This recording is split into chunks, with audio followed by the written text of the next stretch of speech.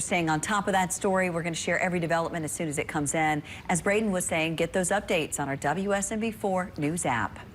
And just hours ago, a judge ruled that the man accused of killing 18-year-old Belmont student Jillian Ludwig is in fact fit to stand trial. This is the outcome that Jillian's parents say they have been hoping for and praying for the first time since the decision. Our Dryden Quigley sits down to talk with them.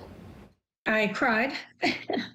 I cried uncontrollably. I was shaking. For 1 month now, Jillian Ludwig's parents have been anxiously waiting. It's just been brutal, just waiting and waiting, every day, waiting and praying and hoping. And so today was a big relief. They've been waiting for a decision on whether or not their daughter's alleged killer, Shaquille Taylor, was fit to stand trial for her murder. It's been particularly hard because it was so clear to us what the outcome should be. To understand the gravity of this decision, we have to look back. Months before Jillian was killed, Taylor was accused of other violent crimes. At that time, he was found incompetent and released.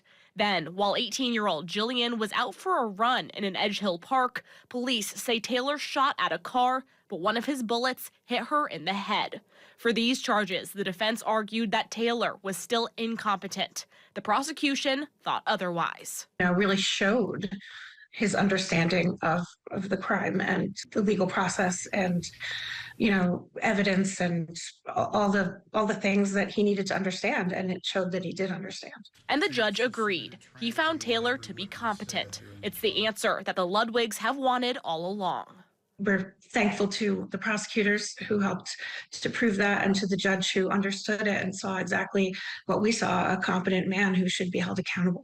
And while they say nothing can bring their daughter back, today they are one step closer to justice. In Nashville, Dryden Quigley, WSMV4.